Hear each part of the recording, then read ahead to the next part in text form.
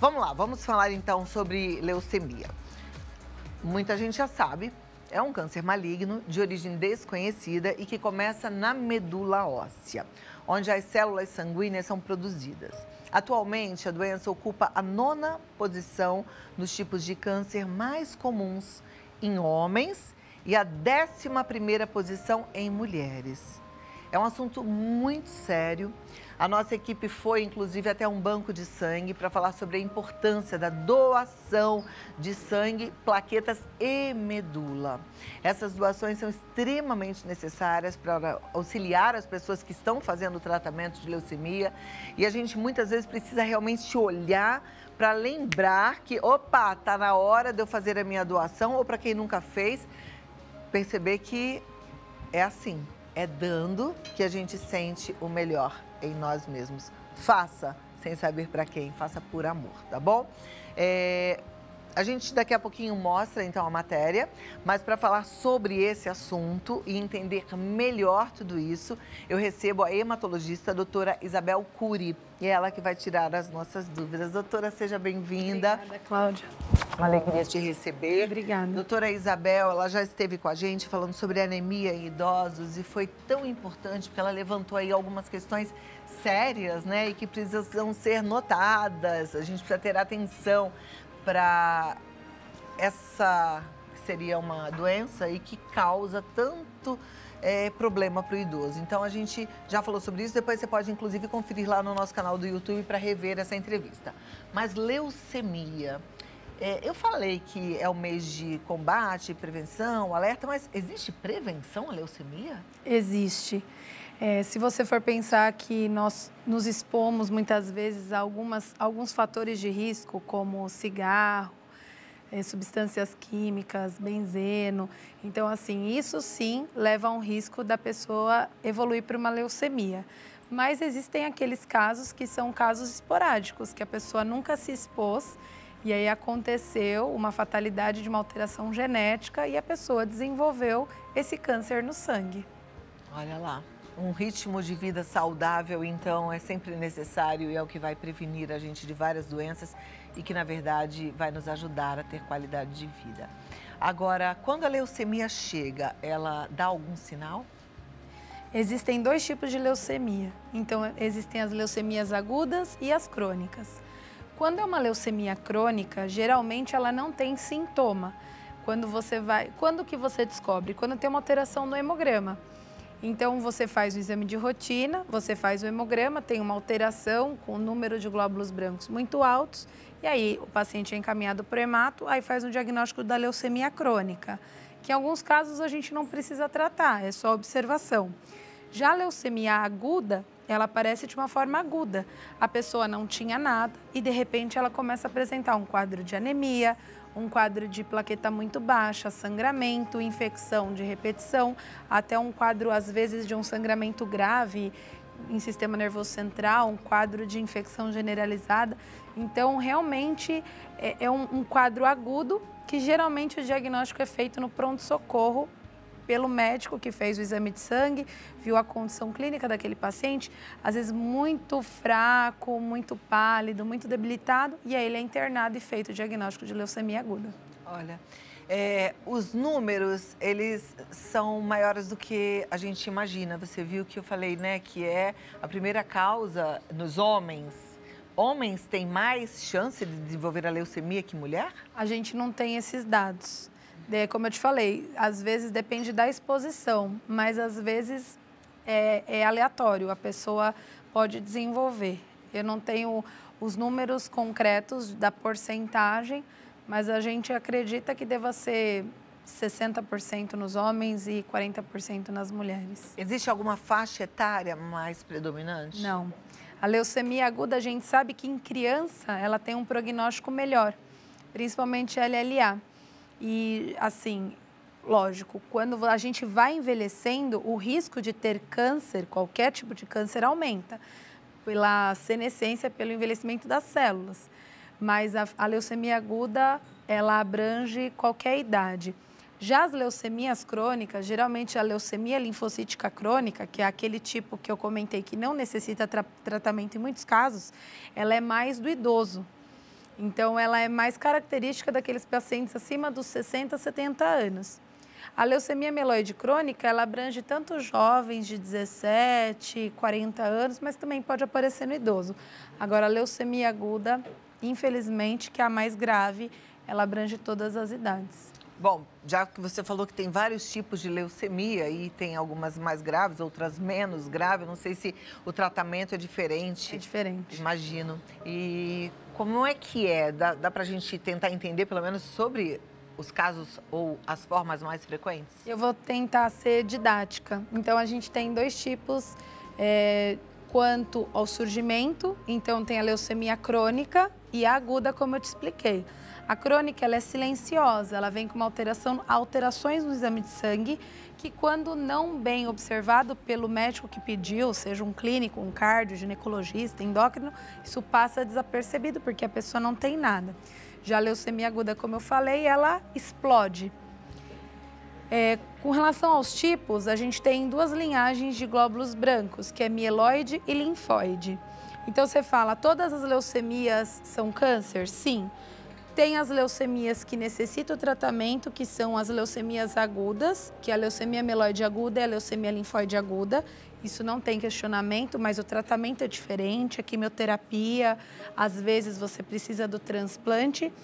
A leucemia mieloide crônica, ela é crônica, tem a característica própria, o tratamento é comprimido, não é aquela quimioterapia que cai cabelo, necessita internação, não. É um comprimido que a pessoa toma uma vez por dia, transforma aquela doença numa doença literalmente crônica. Você vê o hemograma, não tem alteração nenhuma, a pessoa nem lembra que tem aquilo. Se você leva para um clínico, nem parece que aquele exame foi alterado um dia. E a leucemia linfocítica crônica, que nesse caso a gente não trata, a menos que tenha alguns critérios, como perda de peso, suor na madrugada, plaqueta baixa, anemia. Mas esse caso, nesse tipo, 1/3 das pessoas só que necessitam tratamento. Então, vamos supor, você vai no médico fazer um exame de rotina, aí você vê uma alteração no hemograma. Aí o médico clínico ou hemato fala, você tem uma suspeita de uma leucemia crônica? Não é sentença de morte. Quando o médico fala, você não precisa tratar, não é que você não teve nada para fazer. É que colocando na balança, entre risco e benefício, é melhor você não fazer nada, do que fazer algo e acabar sendo prejudicial. Mas o prognóstico é bom se não faz nada. É bom, até é indicado a gente não fazer nada, porque é como dar um tiro de canhão numa formiguinha. Entendi. E aí tem chance de cura só com esse tratamentozinho? Não tem cura. É só tratamento pro resto da vida? É uma doença crônica que você vai observando. Então, a LLC, a leucemia linfocítica crônica, ela não tem cura. A cura seria o transplante de medula, que são casos raríssimos que chega a esse ponto para fazer. Já as leucemias agudas, se você não trata, é óbito em poucos dias. É o que chamavam antigamente da leucemia galopante. Então, se você não trata a pessoa, infelizmente ela falece rápido. Por isso, o diagnóstico precoce. E é o que a gente sempre fala, tem uma alteração no exame, tem que ir para o hemato. Não adianta ficar passando tempo, perdendo tempo, porque você perde chance de se... Olha lá como é sério. E às vezes, a gente pega um exame, acha que sabe interpretar por conta própria, percebe uma alteração e deixa para lá, nem volta no médico, o que é um grande erro. E outra coisa, tem gente que não faz um hemograma há muito tempo. E como a gente acabou de ouvir, leucemia pode ser sem sinal nenhum, pode ser silenciosa. Então, precisamos fazer exames de rotina. O hemograma é interessante a gente fazer a cada quanto tempo? Uma pessoa saudável, que não precisa de nenhum acompanhamento, como hipotireoidismo, hipertensão, dislipidemia, 6 em 6 meses é o ideal. Já o paciente na hematologia depende muito, né? Se você está dando essa quimioterapia para as pacientes com LMC, de 3 em 3 meses eu peço. Se é um paciente com a leucemia aguda, que é outro caminho, porque faz a quimioterapia e tem que fazer os exames, aí depende mensalmente, semanalmente. Mas para prevenção... 6 em 6 meses. 6 em 6 meses. Aí você fala assim, nossa, quanto tempo você não faz? 6 anos? Tem que fazer um hemograma. Agora vamos lá, doutora. Vamos ver se temos perguntas aqui, né? Se você já mandou a sua pergunta, segura que já você vai ter a resposta. A gente começou o nosso bate-papo falando sobre leucemia, aproveitando que é o mês de conscientização, de combate a leucemia. Já aprendemos aqui que existem 2 tipos, né? Na verdade, 2 tipos que são divididos, subdivididos, né? No final das contas, são 4. Então, a gente aprendeu bastante coisa. E, como eu falei, prevenção é sempre, para qualquer doença, um estilo de vida saudável, né? Com certeza. Vamos mostrar a matéria? Porque a nossa equipe foi no banco de sangue para falar da importância da doação de sangue, plaquetas e medula, já que um dos tratamentos é o transplante de medula óssea, né? Então, a gente vai entender como elas são importantes e como é que a gente pode fazer parte dessa corrente do bem.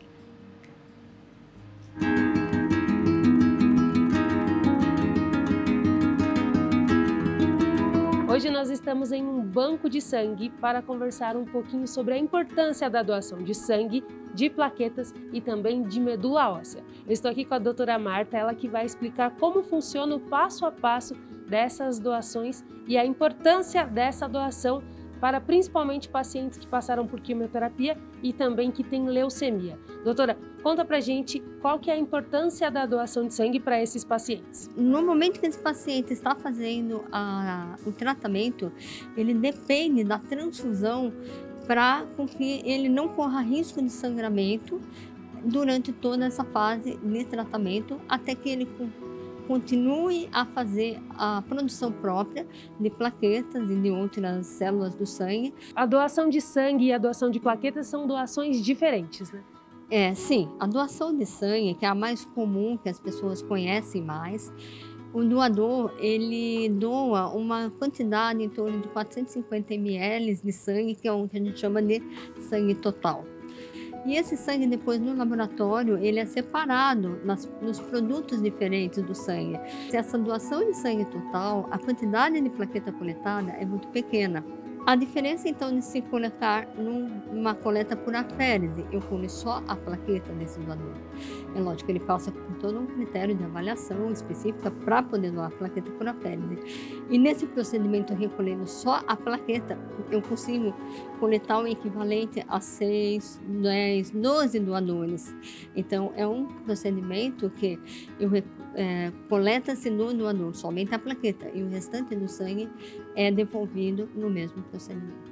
Nossos critérios para ser doador de plaqueta aférese, ele tem que ter pelo menos uma doação anterior de sangue total, que foi ok, tem que ter uma avaliação de acesso venoso, né, que tem que ter uma veia boa para conseguir fazer um procedimento por aférese e, além disso, uma contagem de plaquetas. A gente colhe, então, um exame prévio para ver quanto de plaquetas esse doador tem, né? Porque a gente precisa ter a certeza, lógico que todas as doações, a gente sempre faz todas as avaliações do doador para não ter nenhum risco de doação, nem para ele e nem para o paciente que vai receber o produto. Agora nós vamos falar sobre um assunto muito importante, que é a doação de medula óssea. As pessoas podem fazer um cadastro para saber se elas são compatíveis e a doutora vai explicar como funciona, doutora, o cadastro para a pessoa saber se ela é compatível com alguém e doar a medula. Existem alguns centros específicos no Brasil que são referência para cadastro do doador. Esse doador, no cadastro, ele vai passar por uma triagem, como uma triagem de doador de sangue, e vai coletar exames de compatibilidade, que a gente chama exames de HLA.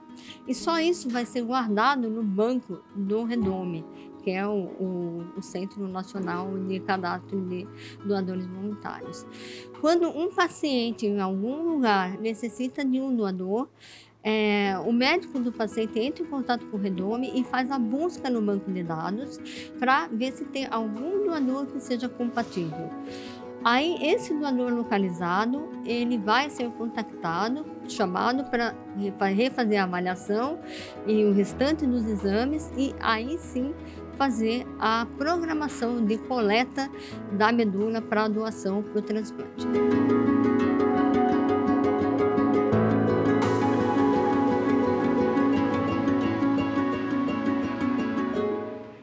Você vê como é importante a gente ter consciência da doença e fazer a nossa parte. Estava conversando aqui nos bastidores e eu estava ouvindo da doutora o quanto é difícil, sofrido, né? É sofrido, apesar do prognóstico ser bom, viu? Assim, a chance de cura é alta, não é? É alta. Mas você estava me falando que tem um dos tipos que o paciente tem que ficar um mês internado. A leucemia aguda, como a gente falou anteriormente, é um quadro grave que tem que ser diagnosticado e tratado rápido, como a colega falou sobre os riscos de sangramento. E o primeiro mês é o mês que o paciente praticamente mora no hospital. Então, é quimioterapia e aquele período de um mês em que a imunidade cai, e aí é transfusão de plaqueta e glóbulos vermelhos, né? Transfusão de sangue praticamente todo dia. Então, quando a pessoa sabe sobre isso, fica mais ainda o alerta e a sugestão de, por favor, doem sangue. Os bancos de sangue sempre estão no limite.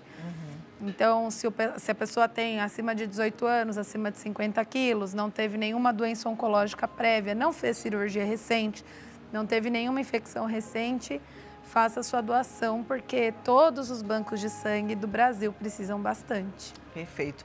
Vamos agora para as perguntas e respostas. Você que mandou, presta atenção aqui na nossa tela. Vamos lá.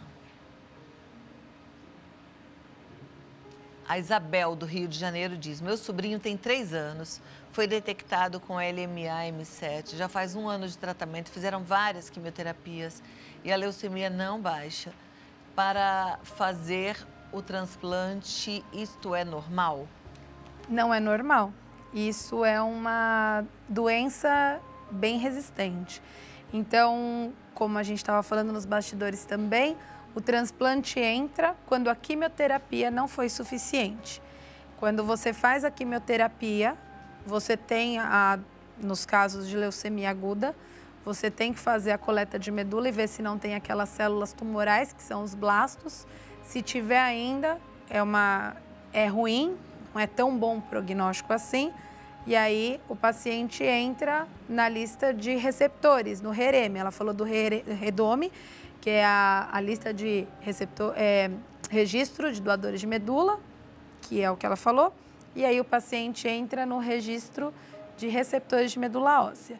Porque aí, o que acontece? Você vai tentar consolidar a resposta à quimioterapia. Então, quando a gente faz a quimio, a gente quer a maior resposta possível, ou seja, que aquela célula cancerígena, aquela célula leucêmica desapareça por completo. Quando isso não acontece, que desapareça o máximo possível para o paciente poder ser submetido ao transplante de medula. Ok, que seria o caso dele, tão novinho, né? 3 anos. Força aí para você e para toda a sua família, Isabel. Obrigada. Próxima pergunta da Ana Luísa. Tenho LMC. Poderei continuar meus treinos de corrida para maratona? Sim, é como eu te falei, da LMC, o paciente toma um comprimido todos os dias, faz o controle dos exames de sangue e é uma doença que, se você pegar um hemograma dessa pessoa, você nunca vai dizer que ela tem uma leucemia crônica. É como uma doença que você não pode parar de tomar medicação, como um problema de tireoide, uma diabetes. Então, o que acontece? A pessoa vai ter uma vida normal e sim, ela pode ter os treinos, a corrida. Maravilha. Vida normal. Bora lá, Ana, continua treinando. Lúcia, de Jequitinhonha, Minas Gerais. Olá, tenho 38 anos, gostaria de tirar uma dúvida. Linfócitos acima de 40%, valores absolutos 3.107 UL. Quando o valor de referência é até dos 2.900, é considerado leucemia? Não. Quando você faz análise do hemograma, eu falo que é tridimensional, você tem que ver o todo. Então, para cada laboratório, você tem um número de referência. Então, geralmente, o número de glóbulos brancos, pelas referências normais do laboratório, é de 4.500 a 10.500. E você tem a proporção de neutrófilos e linfócitos. Quando você tem uma discreta linfocitose, isso pode ser um quadro alérgico, isso pode ser um quadro viral.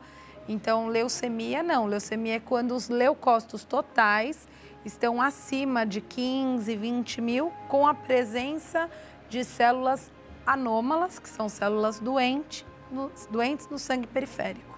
Agora, quando a gente tem, por exemplo, uma infecção, também não tem um aumento dos leucócitos? Aumenta os leucócitos, também podem baixar. Então, a gente pode ter tanto a leucocitose quanto a leucopenia. A COVID dá mais leucopenia do que leucocitose. Então, você vai ter mais aumento de leucócitos, geralmente em todas as infecções, mas você vê mais infecção bacteriana.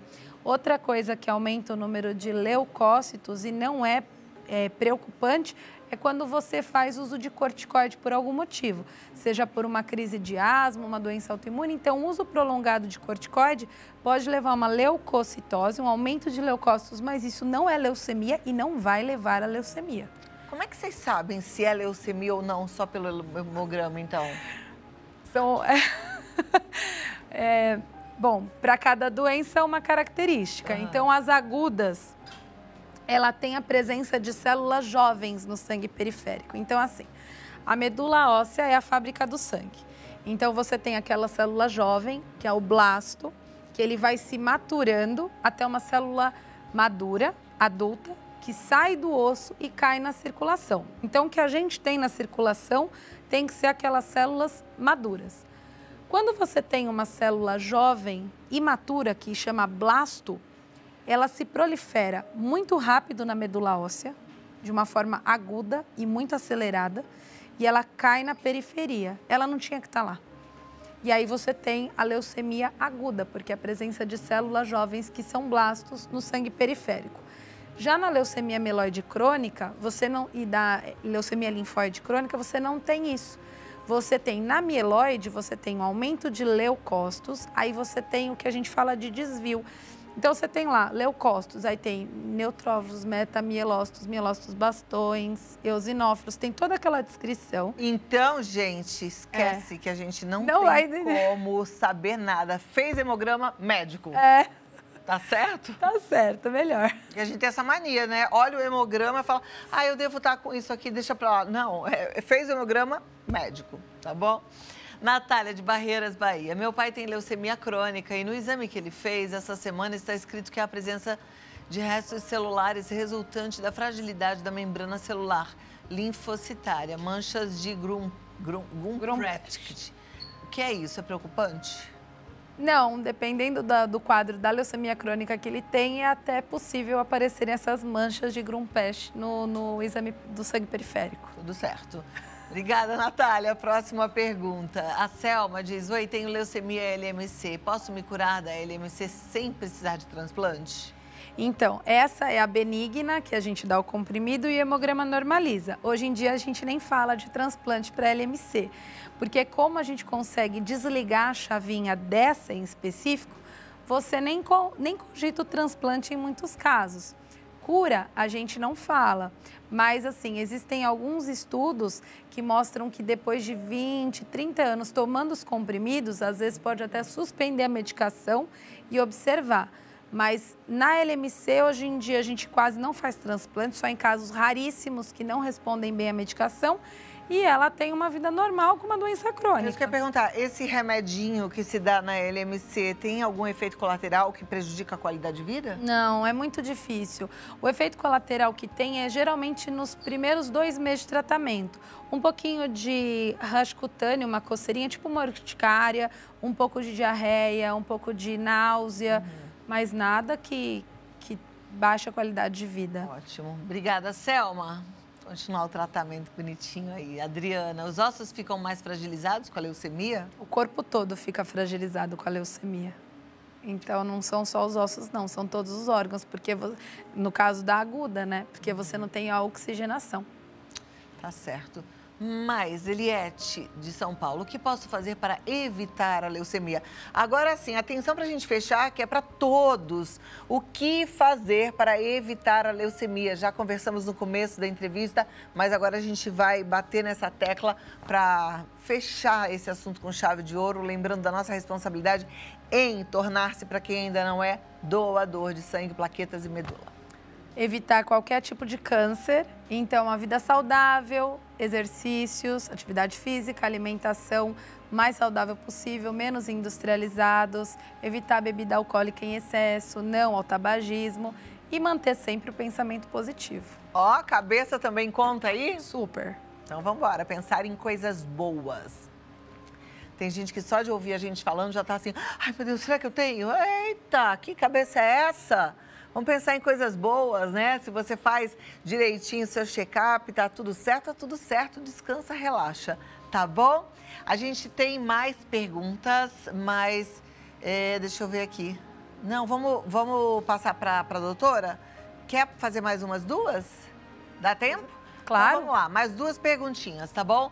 A Bruna de São José do Rio Preto diz: tenho leucemia crônica, tomo imatinib, meus pés ficam inchados, isso pode ser do remédio? Pode ser do remédio, mas também tem que ver a alimentação, se ela não está abusando no sal, se ela não tem problemas de varizes, então tem que ver mais a alimentação também. Tá joia. E a próxima é da Jéssica. A quimioterapia pode ocasionar uma leucemia mais tarde ou não? Pode.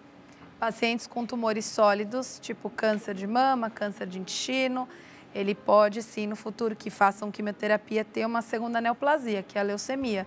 Mas quando a gente tem aquela situação em que você se vê ou você faz ou vai evoluir mal, você toma o risco e faz a quimioterapia. Pois é. Colocar na balança, né? Até porque depois a gente também tem como tratar. Exatamente. Doutora Isabel Cury, muito obrigada. Ela está no Instagram, DRA, Isabel, _Hemato e Clínica, Isabel, _Hemato e Clínica. No Face, doutora DRA, né? Isabel Clínica Médica e Hematologia.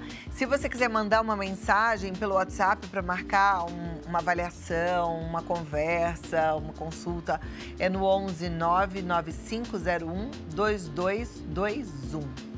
11 99501 2221. Ela atende em Osasco, aqui em São Paulo. Muito obrigada. Foi uma alegria te receber. Muito obrigada. Uma ótima tarde. Obrigada. E até a próxima, doutora. Obrigada.